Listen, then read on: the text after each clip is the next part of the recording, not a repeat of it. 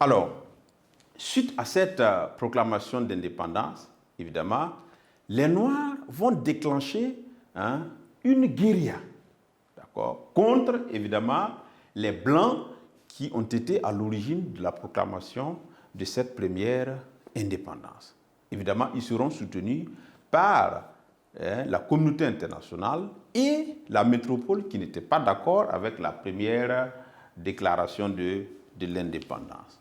Et cela va contraindre les autorités à organiser des élections en 1980. Et les élections ont été remportées par le parti de Robert Mugabe, d'accord, la Zimbabwean African National Union, en abrégé ZANU, Z-A-N-U.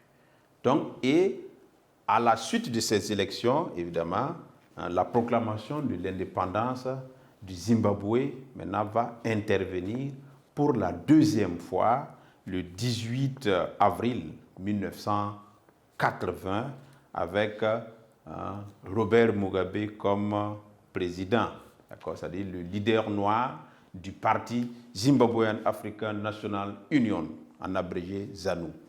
Donc voilà comment cette deuxième déclaration de l'indépendance va intervenir. Donc en résumé, on retient que première déclaration, la deuxième déclaration d'indépendance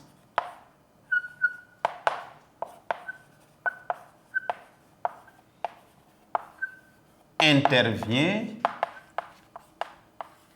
en 1980. Et on va expliquer comment ça s'est passé. En effet, les Noirs déclenchent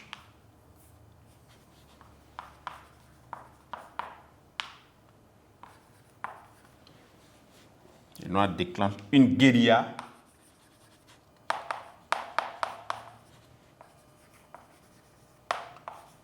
après 1965, après la proclamation de l'indépendance. Ils remportent, ils obtiennent, on va mettre comme ça, ils obtiennent des résultats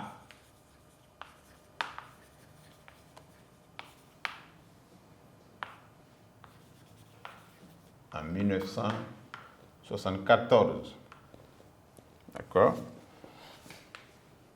C'est-à-dire, quel résultat? C'est-à-dire, les Noirs, les leaders noirs qui avaient été emprisonnés, on les avait libérés, notamment Robert Mugabe et bien sûr Joshua, qui sont libérés. Donc, aux élections, après leur libération, il y a eu des élections qui ont été organisées. Aux élections de 1980,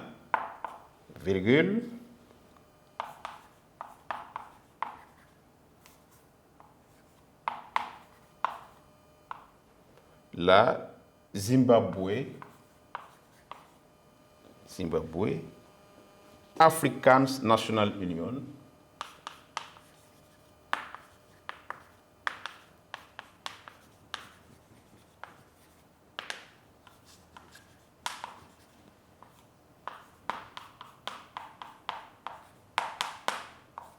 ZANU en abrégé de Robert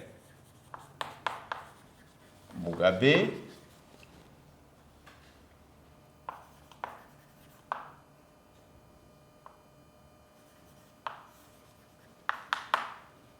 remporte sort victorieux, on va mettre comme ça. Sort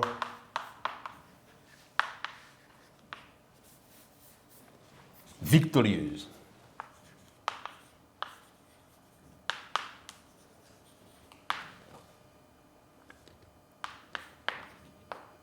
L'indépendance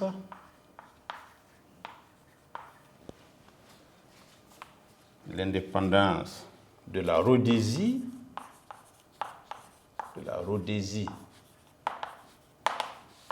du Sud est proclamée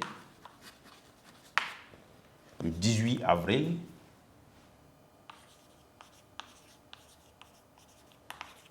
1980 et le nouvel État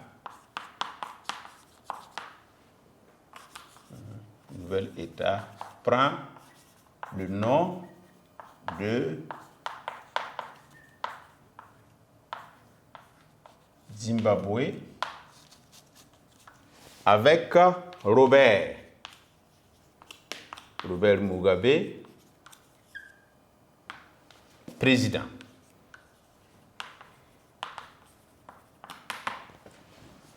Donc voilà ce qu'il faut retenir. Nous allons le lire pour que vous puissiez bien prendre note. OK? On va le lire, la partie sur le grand 2. D'accord? Donc, la première déclaration de l'indépendance au Zimbabwe a eu lieu en 1965. En effet, la minorité blanche bénéficiait de privilèges au détriment des Noirs majoritaires. Donc les privilèges, là, c'était les bonnes terres surtout qu'ils possédaient, et les Noirs n'avaient rien. Ils étaient refoulés dans les mauvaises terres et ils étaient employés comme ouvriers dans les plantations détenues par les Blancs. D'accord? Et cette minorité profite du self-government pour se libérer de la tutelle britannique en proclamant l'indépendance le 11 novembre 1965. Malheureusement, cette proclamation n'avait pas l'assentiment des Noirs, de la métropole et de l'ONU. Okay? C'est ce qui va conduire à la deuxième déclaration d'indépendance. Et cela intervient en 1980. On va expliquer cela aussi. En effet, les Noirs déclenchent une guérilla après 1965. D'accord? Ils obtiennent des résultats en 1974. Et ces résultats-là, parmi ces résultats, nous avons la libération des leaders, dont Robert Mugabe. Aux élections de 1980, d'accord, la Zimbabwe African National Union, en abrégé ZANU, Z-A-N-U, de Robert Mugabe, sort victorieuse. C'est-à-dire, le parti a remporté les élections. L'indépendance de la Rhodésie du Sud est proclamée le 18 avril 1980 et le nouvel État prend le nom de Zimbabwe, comme également au Ghana, où Gold Coast est devenu Ghana. Ici, c'était la Rhodésie du Sud et c'est devenu Zimbabwe. D'accord? Et après cette proclamation de l'indépendance, au moment de la proclamation de l'indépendance, le président de la ZANU était en même temps élu président de la République de Zimbabwe à partir de 1980.